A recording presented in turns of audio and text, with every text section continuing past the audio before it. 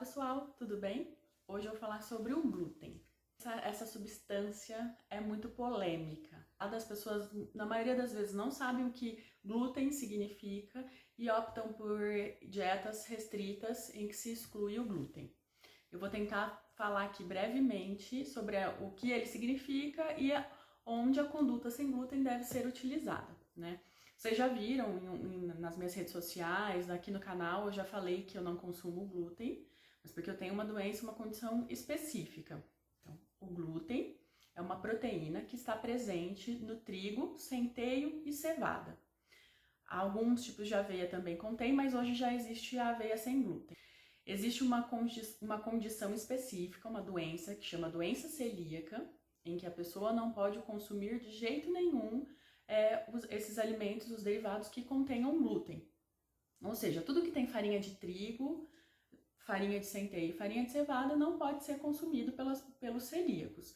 E traz graves problemas, que nem no caso da criança, atraso no desenvolvimento, impede o crescimento, gera vários outros tipos de alergias associados, tem muitos problemas, é uma condição. Agora, existem também os intolerantes ao glúten, que são pessoas que percebem que diante de um consumo exagerado, ou de um consumo regular, rotineiro, de produtos à base de farinha, a pessoa sente desconfortos, então assim, formação mais facilitada de gases, enxaqueca, sintomas mais a menos, mas que no dia a dia atrapalham o bem-estar. Mas o glúten, como ele é uma proteína, é ele quem deixa o pão mais fofinho, é ele quem dá a crocância no pãozinho francês, por exemplo. Então, a engenharia genética, com o tempo, foi separando e deixando mais concentrado o glúten presente na farinha. E por isso, talvez, uma das hipóteses, é daí que vem a intolerância de determinadas pessoas. Porque o trigo original, vamos dizer assim, lá dos tempos do pão de Jesus Cristo... A composição de glúten desse trigo é bem diferente da composição de glúten do trigo de hoje, tá?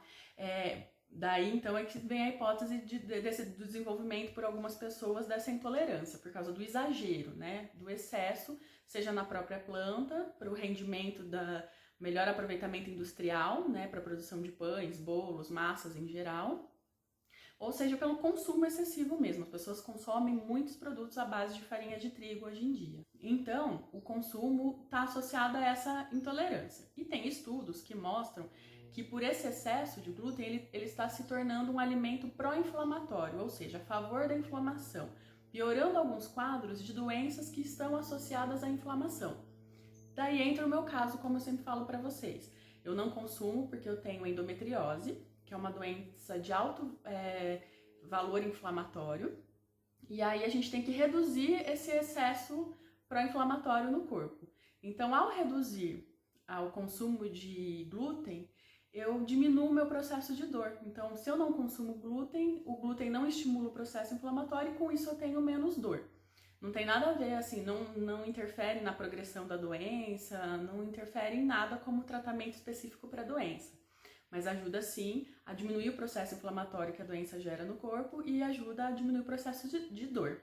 Isso também acontece com pessoas que têm doenças autoimunes que estimulam o processo inflamatório. Então, artrite, reumatismo, né? Artrite reumatoide, doenças articulares estão associadas ao processo inflamatório e o deixar de consumir glúten diminui esse processo inflamatório, diminuindo inchaço, mecanismo de dor. Quem também tem problemas de funções da tireoide, a retirada do glúten também diminui o processo inflamatório e melhora o funcionamento da tireoide.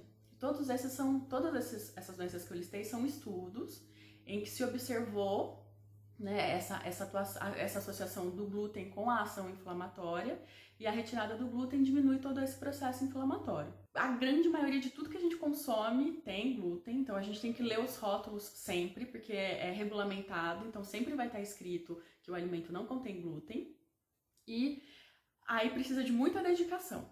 E aí eu conto a minha experiência. É fácil? Eu consigo zerar? Não.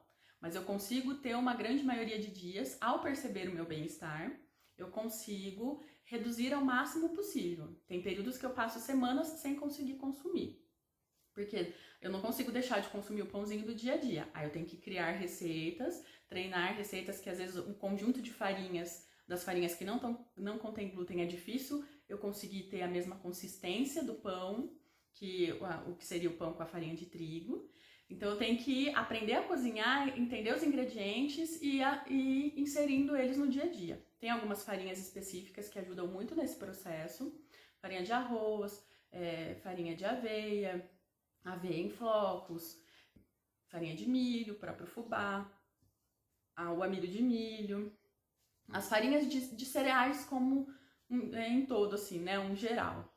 Então o importante é criar a consciência, né, de redução, não talvez de exclusão, mas quem tem as doenças específicas percebe a diferença, o ânimo no dia a dia, né, a diminuição da dor, e tudo isso só traz benefícios, né? A sensação de bem-estar associada a não consumir ou não consumir em excesso os produtos à base de glúten já trazem muitos benefícios, já trazem uma sensação de bem-estar muito melhor. E isso a gente consegue encarar melhor o dia a dia, associar uma alimentação saudável ao estilo de vida saudável, né? Não adianta nada eu não consumir glúten e exagerar, por exemplo, no consumo de álcool. Existem as opções de cervejas sem glúten hoje em dia, as farinhas que eu falei, então para a gente fazer pães, bolos. No supermercado também hoje em dia a gente já encontra muitas opções. O ruim de tudo isso é que como são opções na maioria das vezes importadas, então são opções caras, que pra gente manter no dia a dia é complicado, mas eu sempre faço substituições. Então, às vezes no café da manhã eu como tapioca, ou eu faço uma crepioca. Aí quando eu tô com muita vontade de pãozinho francês, tem uma marca específica de farinha, em que eu consigo fazer um pão italiano que fica muito saboroso, fica com casquinha crocante, fica parecendo um pão francês. Bolos, existe uma outra marca específica também de farinha que é prática para fazer bolos. E aí eu vou tentando mediar isso e compro às vezes a opção do pão de forma sem glúten, pão francês sem glúten, vou intercalando, né, as possibilidades que já estão prontas com as possibilidades que eu posso cozinhar. E aí a gente vai encaixando, mas o mais importante quando se pensa num processo de emagrecimento, não se precisa excluir o glúten. Uma alimentação saudável associada com a quantidade do que você consome dos produtos à base das farinhas que deve ser controlado, né? mais regulado.